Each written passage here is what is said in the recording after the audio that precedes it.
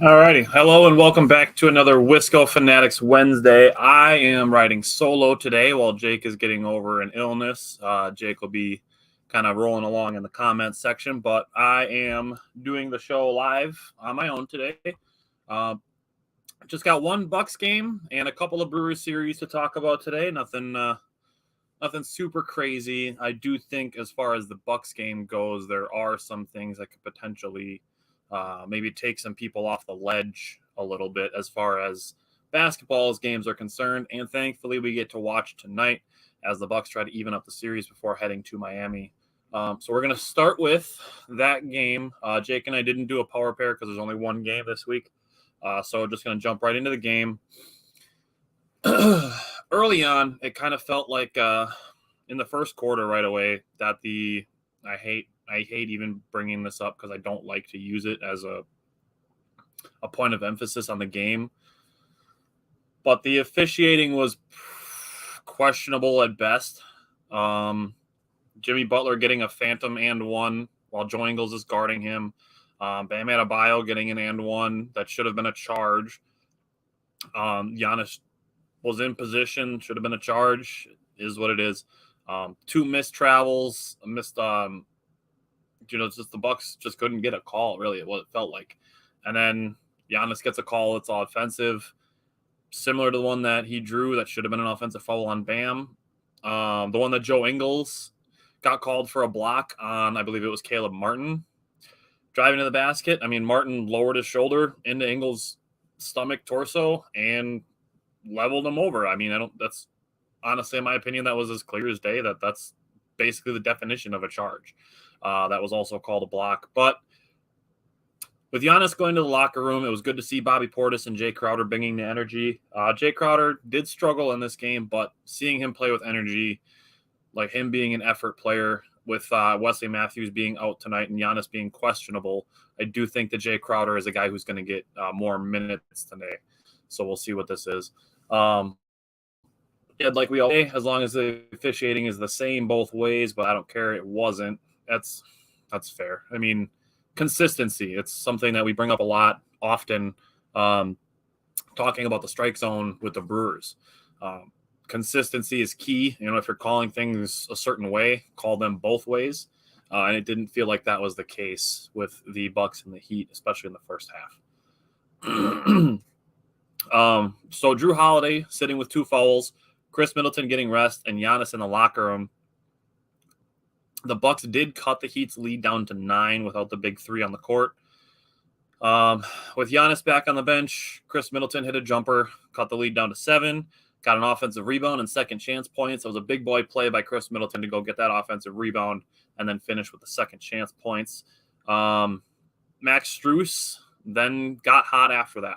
And that was one of Jake's keys to the game, was not allowing Max Strus to get hot.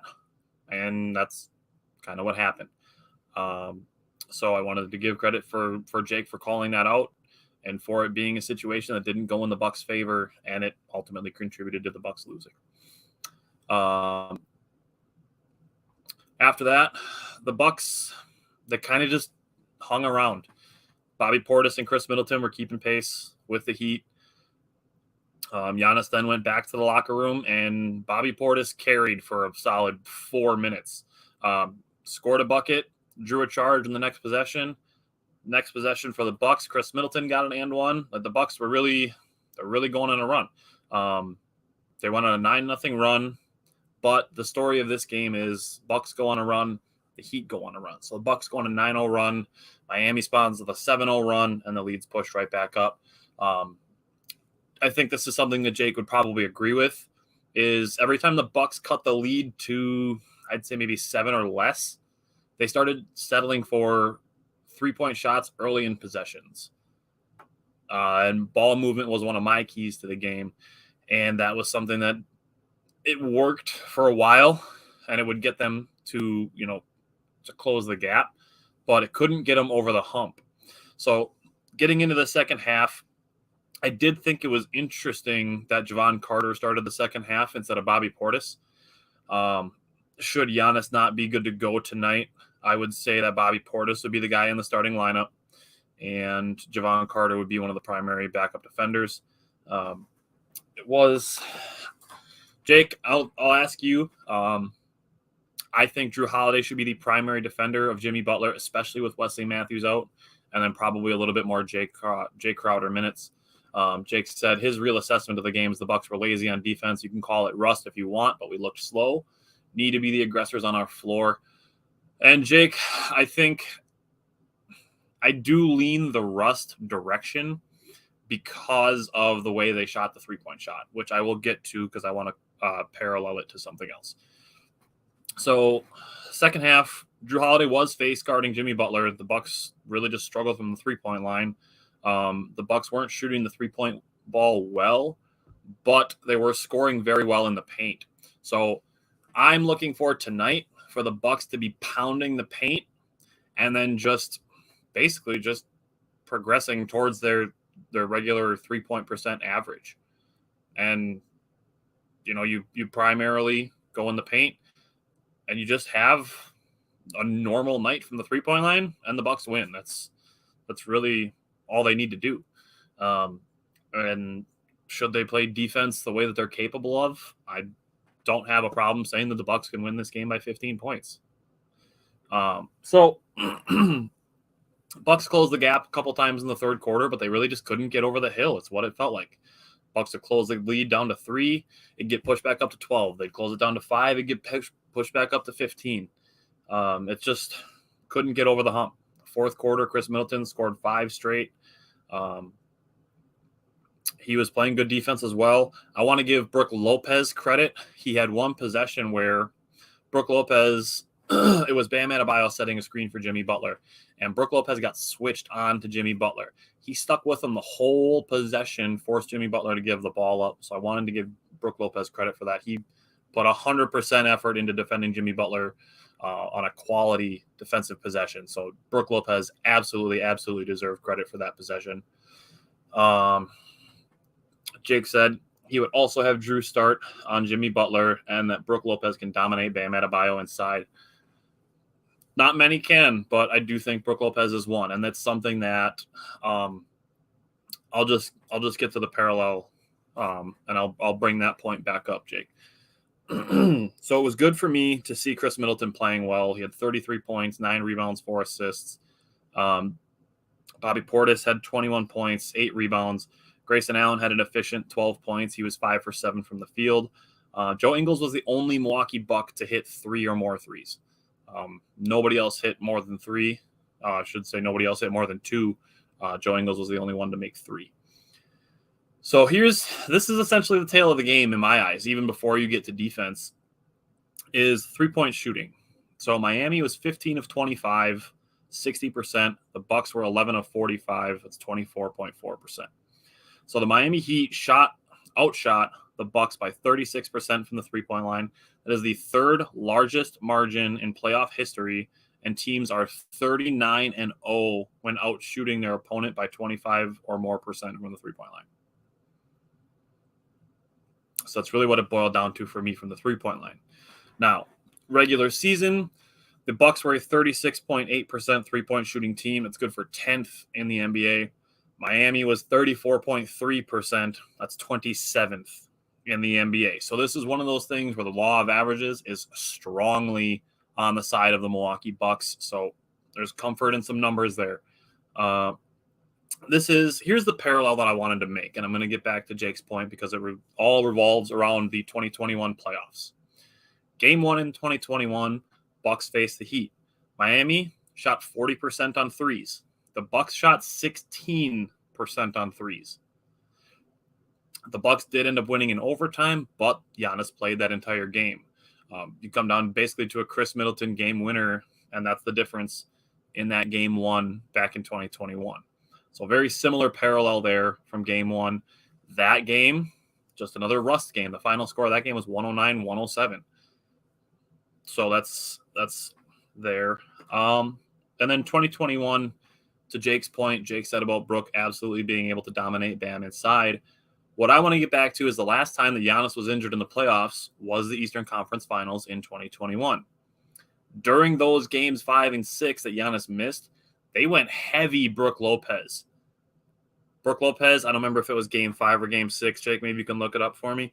Brook Lopez had 30 points in one of those games. So be using Brook Lopez, and it wasn't all behind the three-point line. And we just had a game, it was last week or the week before, that Brook Lopez scored 26 points and didn't make a single three-pointer. So Brook Lopez is still got his old game in him where he can just dominate in the paint and score 20 points within 8 feet of the rim. And then you throw in the Dirk Lopez factor. You bring up that Jake has mentioned that he's gotten better at shooting floaters. And then, yes, he is a solid three-point shooter, having one of his best three-point shooting seasons this year. So Giannis's x-ray is clear. He's got a back contusion, which is basically a back bruise. So I've seen a few people saying we should hold the Bucks out or hold Giannis. The Bucks should hold Giannis out. I don't think that's necessarily the case. I think if Giannis says he's good to go, he's good to go. Whether you want to keep an eye on his minutes, keep an eye on how his back is reacting, how he's reacting to his play. If his play style is different, all that, if you want to monitor all that, totally fine with me. However, I don't think holding him out is really necessary.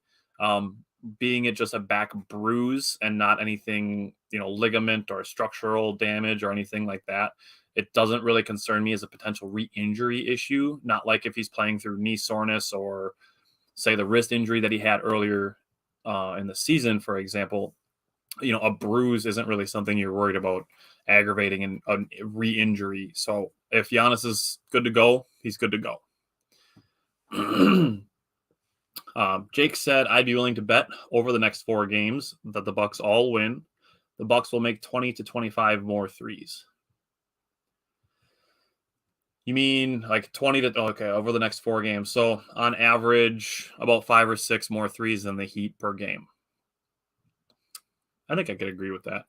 I expect the Bucks to be in that 18 to 23s made range. And I really think Miami's probably going to be in the 10 to 12 range. They're probably going to shoot a little bit more based on their confidence that they got from game 1. And based on what they've done throughout the entire regular season, that's the shot you want to let them have. That's not their strong suit. They were 27th in the NBA during the regular season. That's the shot that they don't succeed at shooting. Now I want to address something else when it comes to three-point shooting, and that is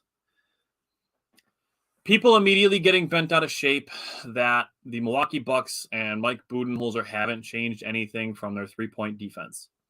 And the fact is that it's simply not true. In 2021-2022 season, the Milwaukee Bucks were 18th in the NBA in opponent three-point percentage. They made it a point of emphasis for the 2022-2023 season. The Bucks were 9th this season in opponent three-point percentage. You can't take one playoff game versus the entire 82-game regular season sample size and say, oh, this is just the same old Bucks. It's not. That, to me, strongly makes me feel that this game was an outlier as far as Miami's three-point shooting is concerned, especially when you factor in the fact that they weren't a good three-point shooting team to begin with in the entire NBA season, and then being a point of emphasis for the Bucks through the regular season. And the one person that I was going back and forth with about it on Twitter was saying, oh, well, this is the same thing from the Boston series. That was last season. You can't just ignore the entire 82-game sample size that happened in between game 1 and last year's Boston series. The Bucks made changes in that aspect. So that's where I'm at with three-point shooting. I strongly expect not only the Bucks three-point shooting to go up back towards their average, but I also expect Miami's to go back down towards their average. And whether Giannis plays or not, I do think the Milwaukee Bucks win tonight. And going forward, looking at the schedule, the Bucks, they play tonight, they play Saturday, and they play Monday. Jake said he thinks the Bucks are going to rattle off 4 straight. I'm in agreement. I think the Bucks are going to gentleman sweep it. I think you losing Giannis early in the game kind of threw off the game plan. And then Miami having an outlier three-point shooting game, I really think that's what made game 1 a loss for the Bucks. And I don't expect that to be the case over the next 4 games. So looking at it, whether Giannis plays tonight or not, the Bucks have had 2 days to plan for his absence should that be the case. So that's where we're at with the Bucks. Tyler Hero unfortunately did break 2 of his fingers in his right hand. It's not something you want to see. Like, it does potentially make the Bucks road easier by Miami having, I would say, probably their 3rd best player not available for the rest of the series and for the rest of the playoffs, whatever Miami would end up doing. But it's a situation where, as far as competition goes, and I know Jake would agree with me on this, is that you want to beat your opponent at their best. It's the reason why we don't want to duck Boston. It's it's the reason we want to face the Celtics on the way to a title.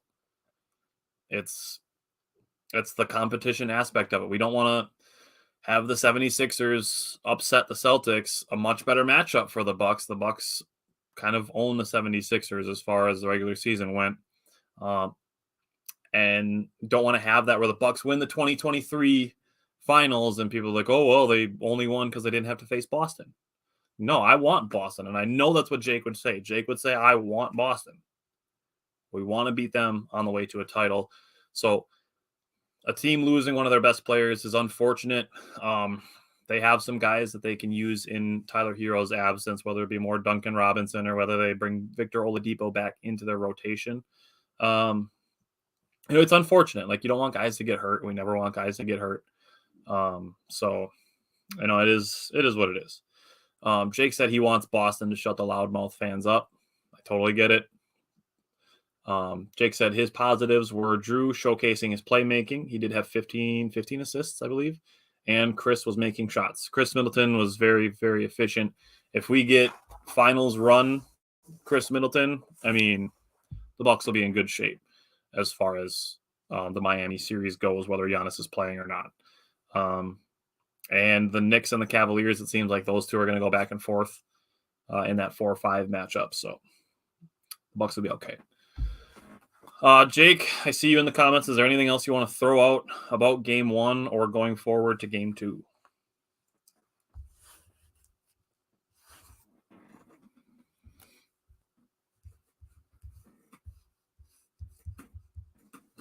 Absolutely. Bob said we got to take it one game at a time, one series at a time.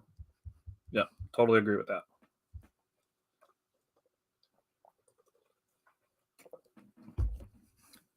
I'm just checking in on the Brewers score real quick. All right. Going to move forward to baseball. Kind of, I don't know, good news, bad news, kind of some more bad news as far as the Brewers are concerned. I'm just going to throw out a couple things first before I jump into the games. Brandon Woodruff is out indefinitely. He has a scapular strain. So basically like a strain in his shoulder, but like in the shoulder blade part, not in the actual joint of the shoulder. He's out indefinitely. Adrian Hauser is rehabbing in AAA, so there is opportunity there for Adrian Hauser to get back into the starting rotation. It is encouraging to see Colin Ray pitching well in his absence. And then as far as Corbin Burns, his tightness was not expected to cost him, and he starts. And the following day, Corbin Burns was okay. They said it was sternum tightness, not pectoral tightness. So good news is Corbin Burns is okay. Garrett Mitchell is going on the 10-day injured list today. Blake Perkins has been called up from AAA. And I know there's going to be people saying, well, why aren't the Brewers calling up Sal Frelick? Why are they calling up Blake Perkins? The easiest answer is that Blake Perkins is on the 40-man roster and Sal Frelick is not. That's basically the entire reason. If they wanted to put Sal Frelick on the 40-man roster, they'd have to make a corresponding move, like putting somebody on the 60-day injured list or designating somebody for assignment. And there's really not anybody on the 40-man roster that the Brewers would want to DFA at this point, just for a 10-day injured list stint. So I strongly expect Blake Perkins sent back down to AAA should Garrett Mitchell only miss the 10 days that he's on the injured list for. So I'm going to go into Power Pair and Underrated Performer. Jake sent me his power pair. I will throw my pitcher out there. I went with Bryce Wilson. He pitched 5 innings. He got a win and a save in his 2 outings.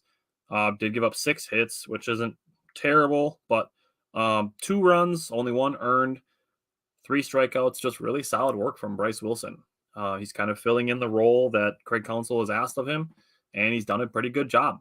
So I went with Bryce Wilson. For my underrated performer, I went with Owen Miller. Over the last week, he is 4 for 12. That's a .333 batting average, has 2 doubles, and over his last 12 plate appearances, only 2 strikeouts.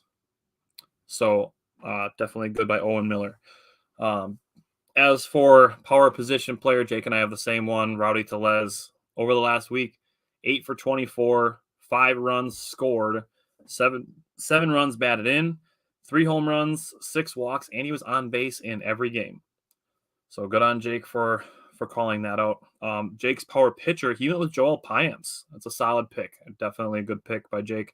3 1/3 innings, only 3 hits, only 1 walk, no earned runs, and 2 strikeouts. So definitely a good pick, Jake, to go with Joel Payamps. And then his underrated performer is Christian Yelich. 8 for 26. That's a .307 batting average. Scored 8 runs, driven 3 in, and hit 2 home runs, and he was on base in 5 of 6 games this week. So definitely a good call by Jake for both of his power pair and his underrated performer. So definitely a good pick. What's up, Simon? Just about to switch into some baseball, and pretty great start by the Brewers on their West Coast road trip after losing 2 out of 3 to the Diamondbacks, bouncing back and taking 3 out of 4 from the Padres. So starting with the Padres, coming into this series, the Brewers were 5-1 in their last 6 games against the Padres, and then took 3 out of 4. So now the Brewers are now 8-2 in their last 10 games versus the San Diego Padres. And I gotta say, I get an absolute kick out of beating the hell out of teams that have triple the payroll of the Brewers, because it's a perfect case study in spending doesn't equal wins. And it's, I get wanting to spend as a small market team and wanting to be, like investing in wins, but putting a bunch of money on your team doesn't automatically guarantee you anything. Jake said he went with Yelich because he still has too many haters. I agree. It's like people just need to get new material. I think people still are just hating on Yelich because they want to be right for the last 2 years of complaining that they've done. Honestly, that's really what I think it boils down to. Instead of taking it, out so far that he's on to a decent start to the season after getting off to kind of a slow start, and he's kind of picking it up. So I think people just need some new material, and with the Brewers actually off to a really great start, Christian Yelich is just the easy target to complain about because people have been doing it for 2 years. So why not just roll on the same train? Jake said it makes me happy to see the Padres lose. I think it makes everybody happy to see the Padres lose. Simon said he's been watching a little bit of baseball, nobody in particular.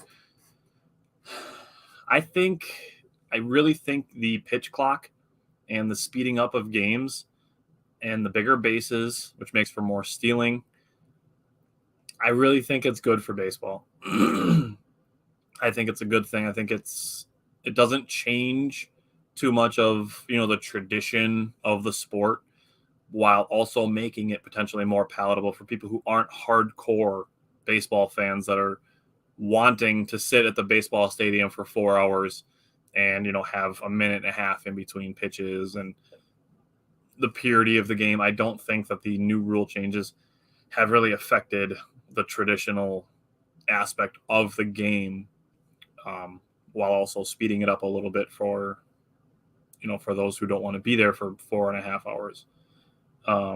Brittany said Yelich is my favorite player of all time. Hey, based on the 2018 and 2019 seasons, I totally get it. It was insanely fun to watch. I had to rock the Yelly hoodie today.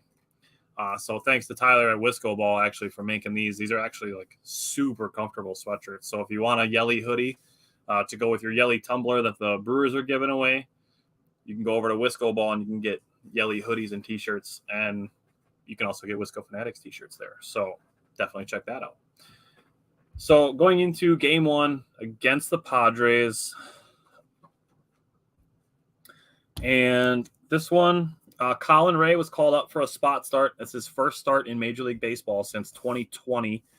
Christian Yelich drew a leadoff walk.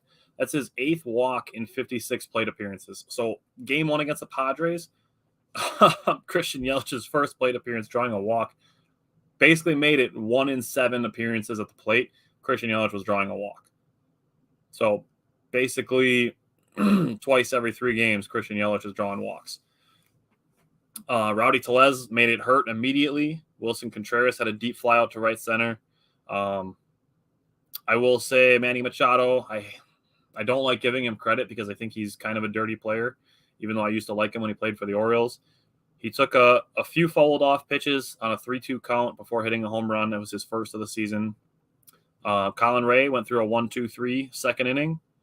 The Brewers drew a couple walks in the top of the third, didn't score any runs, but the San Diego pitcher was at 56 pitches already going out of the third inning.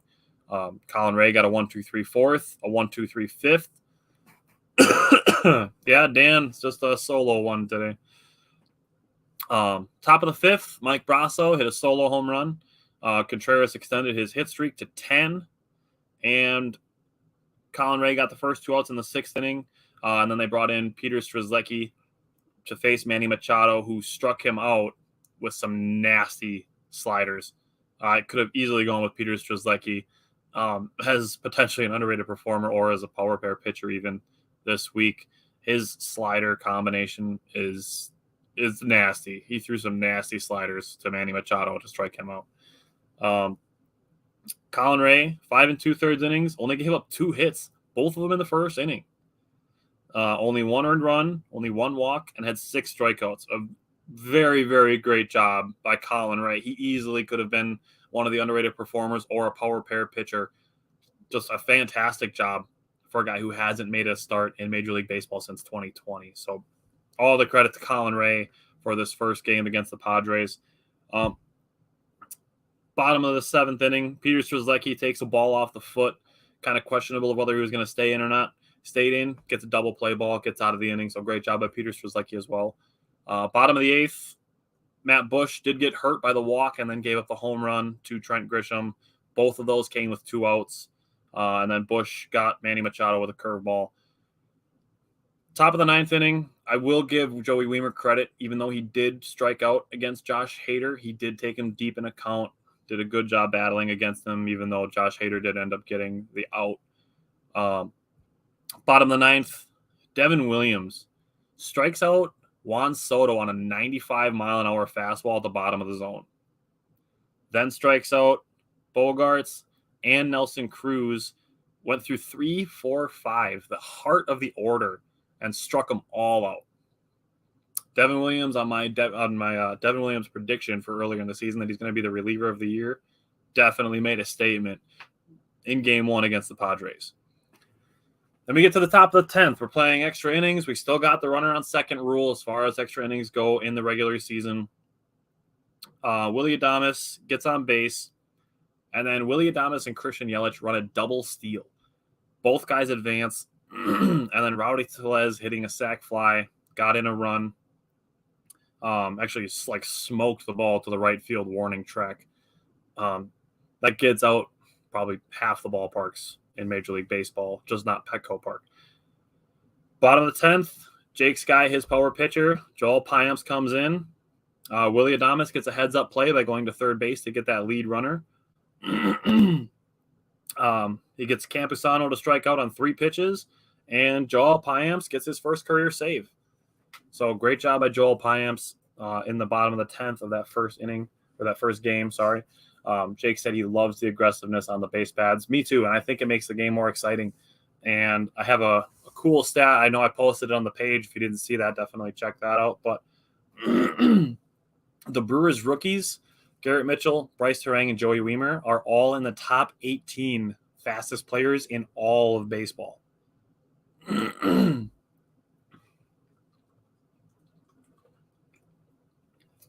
So the Brewers definitely got some wheels coming up with their young guys. Game 2, Christian Yelich leads off with an opposite field double. Willy Adames hits a double, and 2 batters in, and we're up 1-0 already. Brian Anderson, another double, and the Brewers are up 2-0. Luke Voigt follows it up with a broken bat single. The Brewers are up 3-0.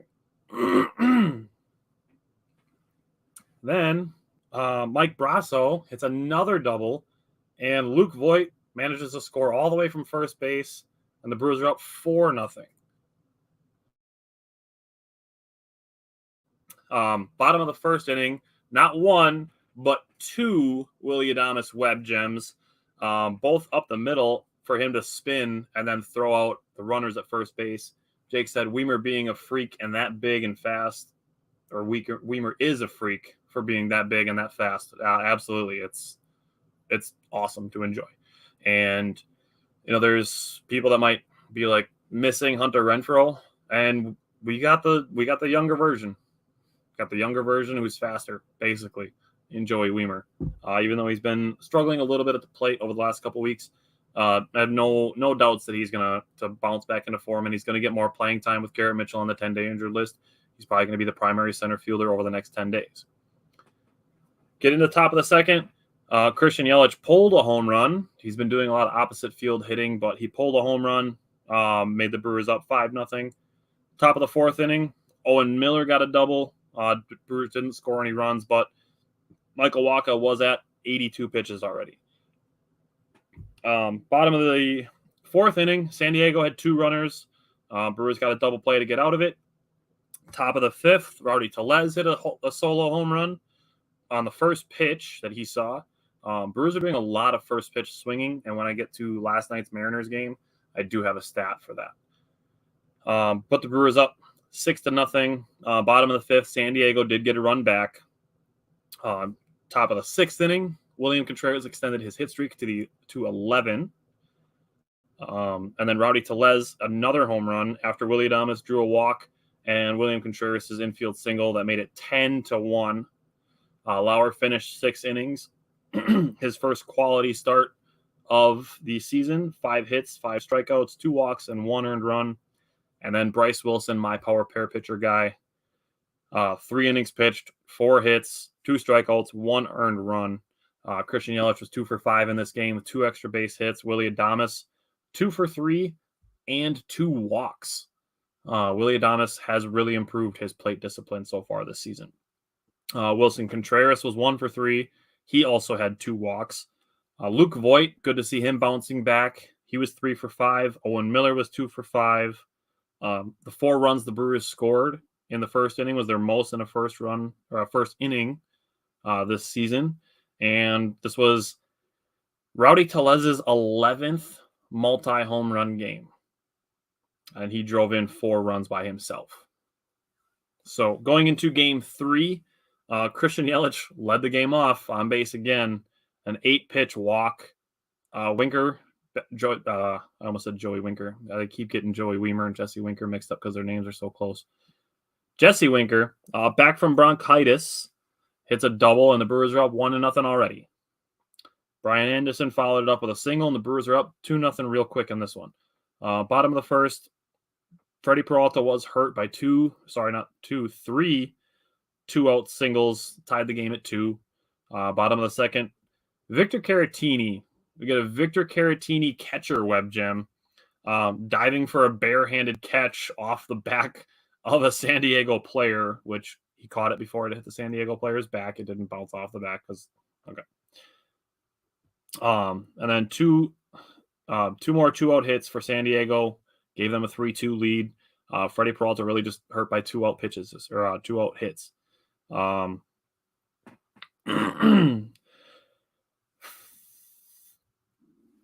See, Joey Weimer hit by pitch with bases loaded, tied the game at 3. Bottom of the fifth, 2 more 2-out hits, including the home run, gave San Diego their 5-3 lead. Bottom of the seventh, another home run made it an 8-3 lead. Brewers had the bases loaded twice in the bottom of the eighth. The bottom of the eighth, walked twice with the bases loaded, gave San Diego their 10-3 lead. And then Gus Varland got hit by a Manny Machado line drive. He was okay. Thankfully, he got his hand up, so it kind of stopped the ball from hitting him just square in the jaw. It bounced off of his hand and then hit him. he was okay. He was put on the 15-day injured list with a hand contusion. So hopefully Gus Varland is recovering well. As far as the Brewers go, Freddie Peralta, 5 innings pitched, 9 hits, did have 5 strikeouts, only 1 walk, so that is good. And then Freddie Peralta, 5 earned runs. All 5 of those earned runs came with 2 outs. So Freddie Peralta was very acknowledging that after the game that he got hurt with 2 out hits. So, something I expect Freddie Peralta to bounce back from. Like I said, for him to have 5 strikeouts and only 1 walk, that's a good ratio for Freddie Peralta to be at. Game 4, Wade Miley got in a little trouble in the bottom of the first inning. He had first and third with nobody out. He gets Juan Soto and Nelson Cruz to strike out, and then he gets a fly out to get out of the inning with no runs scored. So great job by Wade Miley, and he really settled in after that. Top of the second inning, Garrett Mitchell, bunt single, gets balked to second base, steals third base, and then scores on a Brian Anderson sac fly. Only run of the game. So the Brewers are capable of winning games without just hitting home runs. That, to me, makes the Brewers dangerous. The fact that the Brewers can win games in more than one way, that the Brewers can play small balls, they can get on base, use their speed, and manufacture runs, that, to me, makes the Brewers dangerous, that they don't rely just on the home run ball. Bottom of the third, San Diego got a runner on third with 1 out. Wade Miley comes back with 2 strikeouts. So Wade Miley just doing his thing. Top of the third, Joey Wiemer, another fly out to the wall. Did the same thing in the top of the 7th. I feel like Joey Wiemer was a combined 5-mile-an-hour breeze away from having 2 home runs in this series. Unfortunately, it just didn't go that way for him. Wade Miley, scoreless through 5, only 61 pitches. Then he got through 6 innings on only 78 pitches. Then he got through the 7th inning, only gave up 4 hits, 0 walks, 8 strikeouts, and 0 earned runs. Talk about a Matt Arnold masterclass to go and grab Wade Miley and bring him back, and he still got gas in the tank to come out and deliver an outing like this against a very strong, high monetarily invested San Diego Padres team. Then Peter Strzelecki comes in. It's a 1-2-3 8th inning on only 8 pitches. Josh Hader did go 1-2-3 in the 9th for San Diego. And then we get some drama in the bottom of the 9th. Devin Williams gets 2 strikeouts after a walk, then gives up a single and another walk to load the bases with 2 outs, and he strikes out former Brewer Trent Grisham to win the game 1-0 for the Brewers. Just had to make us sweat it out, Devin Williams did, but the Brewers got the win, took 3 out of 4 from San Diego, and are now 8-2 in their last 10 games against the Padres, which is just fantastic to be doing that over a team, like I said, with basically 3 times the payroll the Brewers have. Going back to the third game of that series, Jake said 7 of their 10 runs were with 2 outs. That's a lot.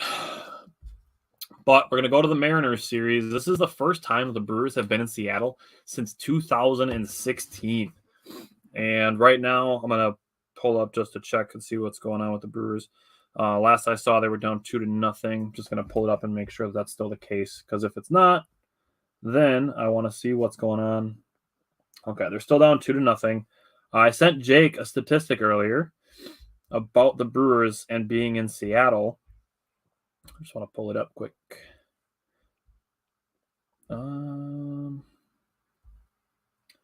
If the Brewers managed to come back and win today, it would be their first sweep in Seattle since September 8th through the 10th, 1989.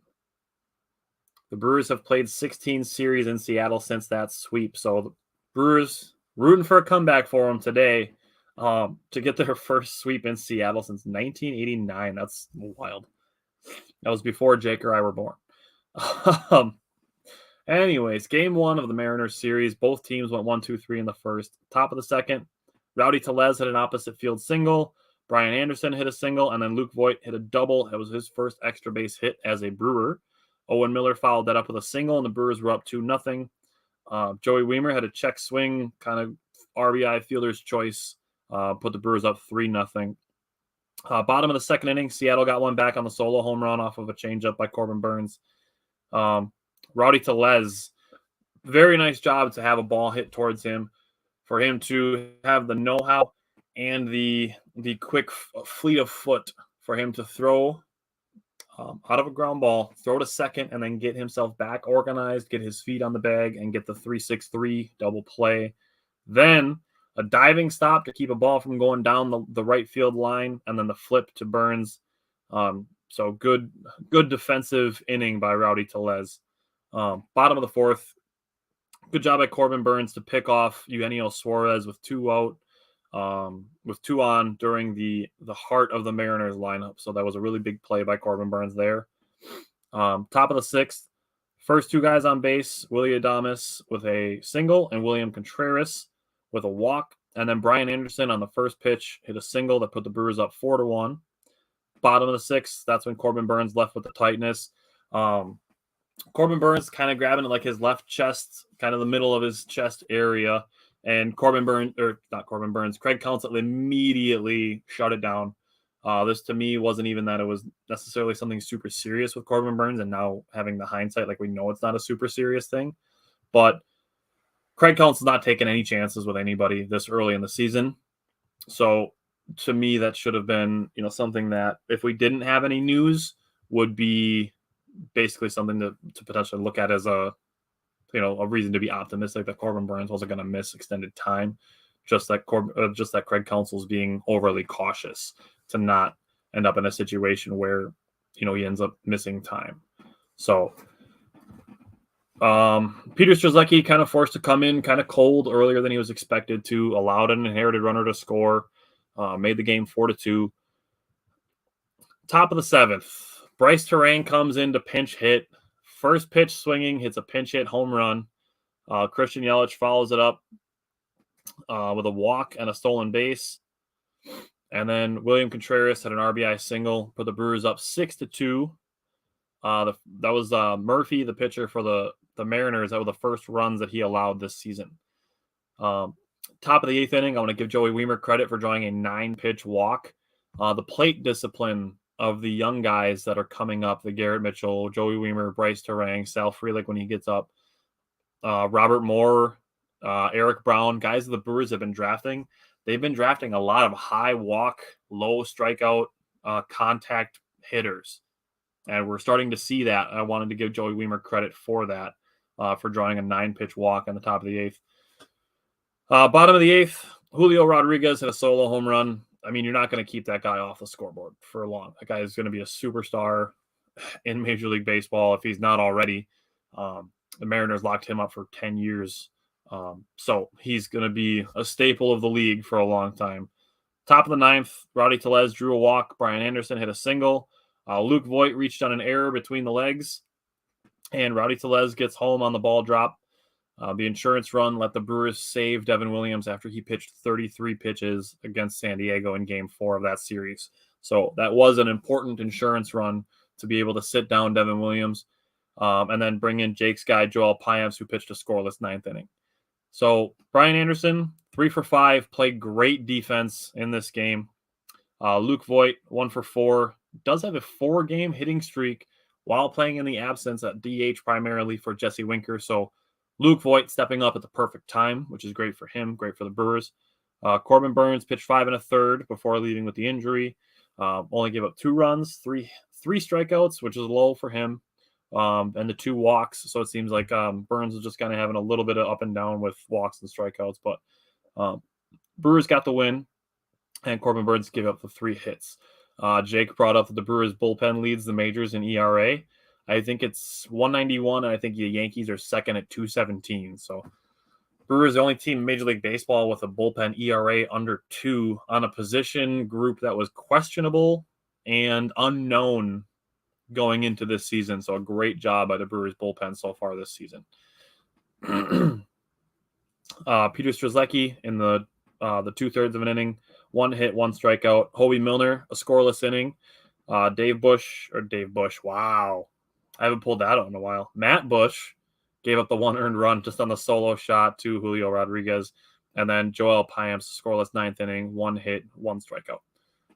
Going into last night's game, this was a long game. I'm glad I didn't stay up to watch it, and I got up early and watched it this morning. Christian Yelich, another leadoff on base. So that's 6 games, and Christian Yelich was on base to lead the game off in 4 of them.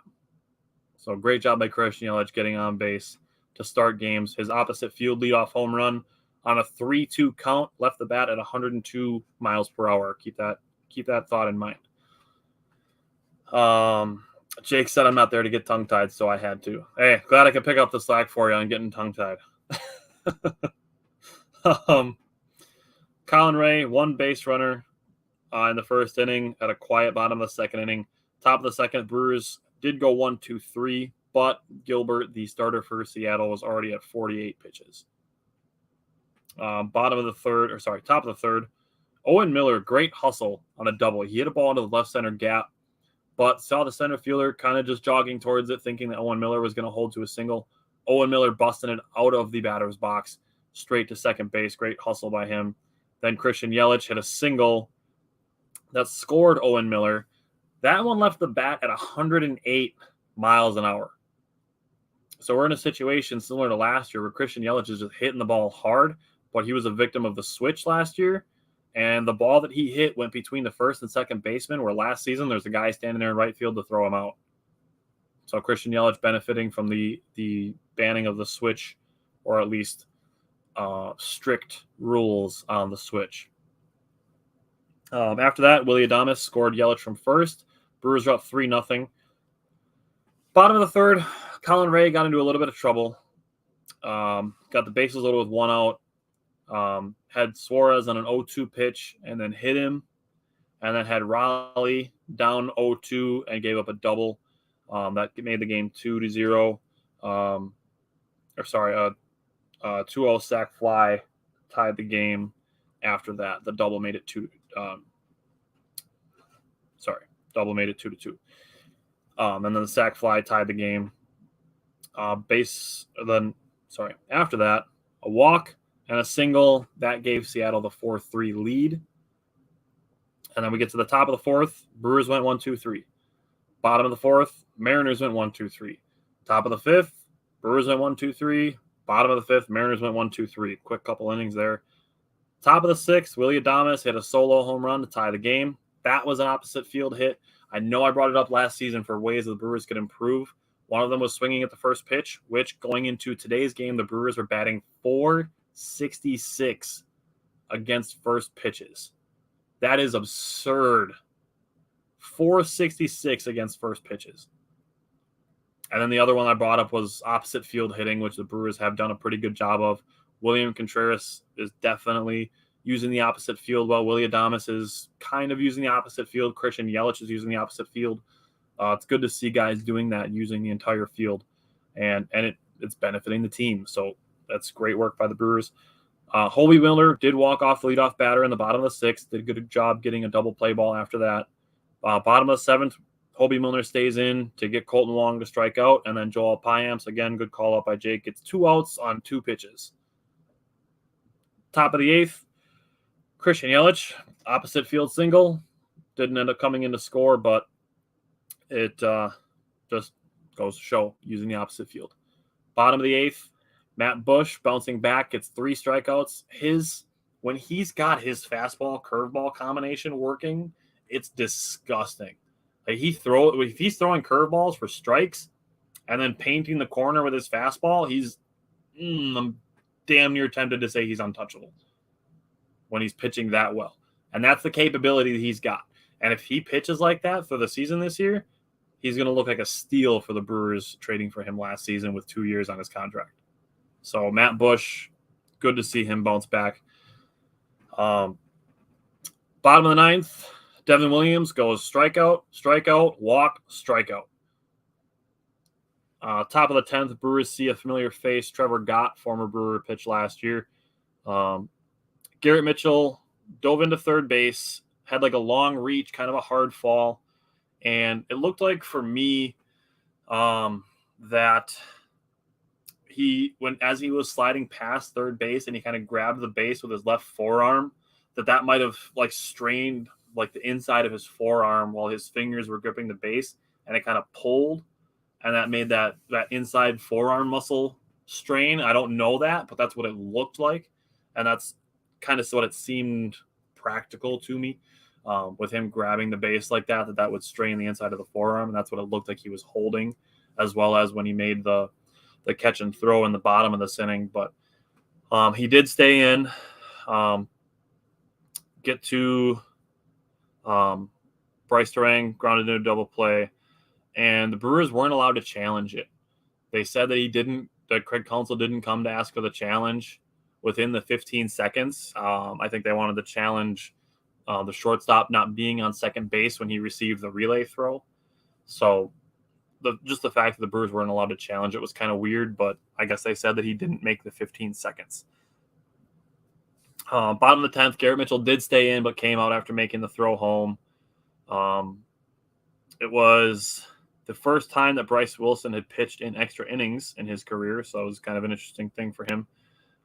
The wild pitch, pass ball, whatever you want it to call, allowed Colton Wong to score from third, or allowed him to get to third, sorry, and then he scored on the sac fly, followed with two singles, but Bryce Wilson did get out of it with a 3-pitch strikeout, so good for him on that. What's up, Taylor? I haven't seen you in a while commenting. It's good to see you back in the comment section. Be sure to be here on Friday night, Taylor. That's going to be a lot of fun. Not that watching me isn't fun, but it's definitely more fun with more people. So top of the 11th inning, Joey Wiemer advances on the Christian Yelich ground out against Justin Topa, another former Brewer. And then Christian Yelich scored on another ground out that gave the Brewers a 6-5 lead. Bottom of the 11th, get a fly out to Brian Anderson in right field, who throws an absolute laser to third base to keep the runner at second. So great throw by Brian Anderson out in right field to keep the runner at second. And oh shit, went to go pull up the Brewers score from today, and the Brewers had a 5-run top of the 7th inning, and the Brewers are up 5-2 now. So top of the 7th went William Contreras single, Jesse Winker single, Brian Anderson single, Luke Voigt single, Owen Miller fly out, Christian Yelich strikeout. So then with 2 outs, a Bryce Terang double drove in 2 runs. Rowdy Tellez single drove in 2 runs, and the Brewers are up 5-2 on the Mariners now. If the Brewers can hold on and win today and sweep the Mariners, that'll be their first sweep in Seattle since 1989. Wow, that's awesome for them to come back while talking about the other games from that series. Blake Perkins did come in for Rowdy Tellez to pinch run and is now taking over in center field. So we're getting a little bit of Blake Perkins in center field.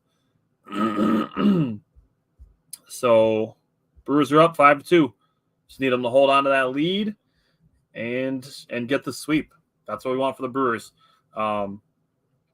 I got to say, one of my bold predictions was that William Contreras would be in the top 24 of pitch framing, and he'd be higher than his brother Wilson Contreras.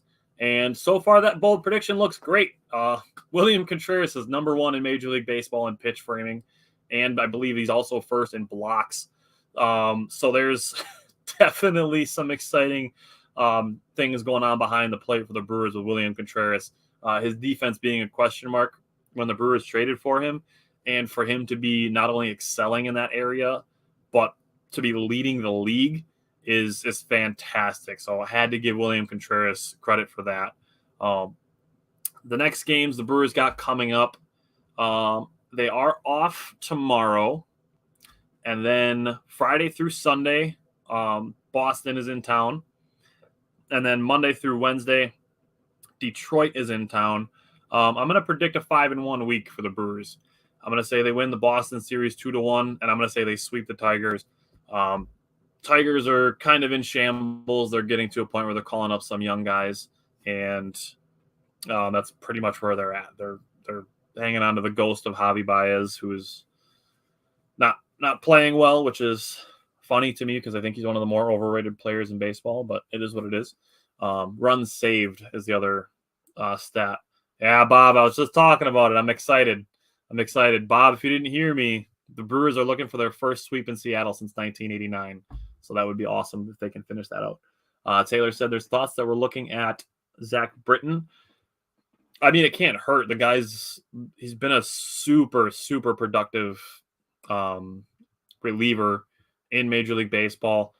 I mean, there's tons of young guys. We're looking at potentially the Gus Varland injury. Elvis Baguero was called up. We'll see if we see him at all. But Adrian Hauser is getting closer to his return.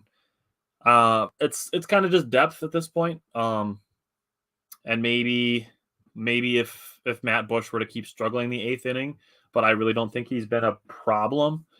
Just the home run that he gave up to Julio Rodriguez, and even at that point, like I'm a strong proponent of good offense beats good defense every time. And like I said, Julio Rodriguez is going to be a superstar, and you're not going to keep him off the scoreboard for long. But should that be the case, and they want to maybe look at how they used to do with Jeremy Jeffress, Corey Knebel, and Josh Hader, and have a dominant 7, 8, 9, and have that with Hoby Milner pitching the 7th, and Zach Britton pitching the 8th, and Devin Williams pitching the 9th. Like, I'm all for it for a guy who's been there and done that in Major League Baseball. I really don't think you can go wrong with doing it. Bill, only 6 games. 5 + 2 = 7. So I'm going to think that you're going 4-2. He said losing 1 to each team. I really don't see it unless the Brewers are going to go with a bullpen game or something like that in the Detroit series, just to kind of, I don't know, refresh the order. But I don't see the Brewers losing to Detroit. I just don't. I'm gonna stick with my 5-1 week that they lose 1 to Boston, but win the rest of the other 5 games. Jake said, "Bill, be bold. Predict a undefeated week." I mean, I'm all for it. Bill said, "Sorry, 4-2. I've always sucked at math." I get it. It happens. It is good to see the Brewers doing things with 2 outs as well and runners in scoring position. Definitely something the Brewers struggled with last season that they are doing well. I'm just going to pull this Brewer game up. They are now into the top of the 8th. So the Brewers got out of the 7th inning, didn't give up any runs. Bob said, before we go, can we talk about 2 other teams that need recognition? The Admirals in the Calder Cup playoffs and the Milwaukee Wave in the Major Arena Soccer League Eastern Conference Finals versus Baltimore Blast. Absolutely. The Milwaukee Admirals, they did actually just have a couple guys sent back down from the Predators who are eliminated from the playoffs. So the Admirals were getting some reinforcements. Hopefully they can go on a good run. They were like the number 1 team in the AHL when COVID happened, so they didn't really get a chance to make a good run in 2020. So as far as the Milwaukee Wave, I'll be honest, I don't pay much attention. I haven't been a soccer guy, but definitely cheering for the Milwaukee team in that situation. Bob said they got 7 players back. I knew it was at least 3 that I saw, so 7 players. That's major reinforcements for the Admirals. Taylor said, I think Strzelecki can be an 8th inning guy. Peter Strzelecki was my pick for the underrated performer of the season when we did our preseason Brewers primer. And he straight up could have just been a pick for the best pitcher on the Brewers. He's been fantastic so far this start to the season. And he maybe could develop into that 8th inning role. I think Hoby Milner is also a guy who could potentially develop into that 8th inning role. He's just not a super high strikeout guy. He gets guys out. But if you're getting guys out, to me, it doesn't really matter how you're doing it if you're getting guys out. So I think Hoby Milner is going to push for that 8th inning role as the season goes on and then into next season. And then maybe Peter Strzelecki takes over as the 7th inning guy next year, and you're looking at Strzelecki, Milner, and Devin Williams for the 7, 8, 9 roles next year. But can't complain with how the Brewers have started off this season, unless you're really, really looking for reasons to do so. But as far as the Brewers are concerned, Jake and I would really appreciate good vibes sent our way. We're hoping to hear for some good news on some things that we have going on that does concern the Brewers. So send Jake and I some good vibes. And then before I go, I really want to give a shout out to the ladies at Mental Health America. They've been fantastic in being willing to help us out with things that we have going on that we're trying to get going for us, for Jake and I to be able to level up the things that we're doing with the show. And with Mental Health Month coming up, we're trying to make some really big plans, and hopefully it works out. So we really appreciate the ladies at Mental Health America for helping us out and being willing to work with us and to help us really accomplish some stuff that that Jake and I are really excited for, hopefully coming up in May, which is Mental Health Month. So send us good vibes, and we hope we get good news that we can share with people who are watching the show and enjoying the show. Going forward, I want to thank everybody that commented on the show today, including Jake, who couldn't join the show live because he's sick. So hopefully Jake's feeling better.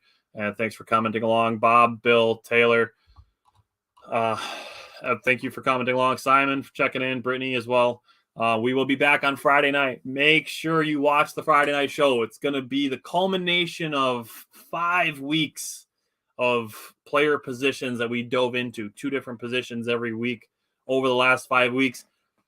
This Friday is part 6, the final part of our draft series.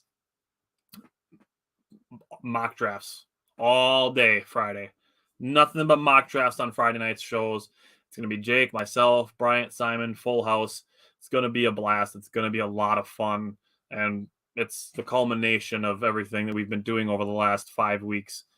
Justin, you have a good night as well. Be sure to tune in on Friday night.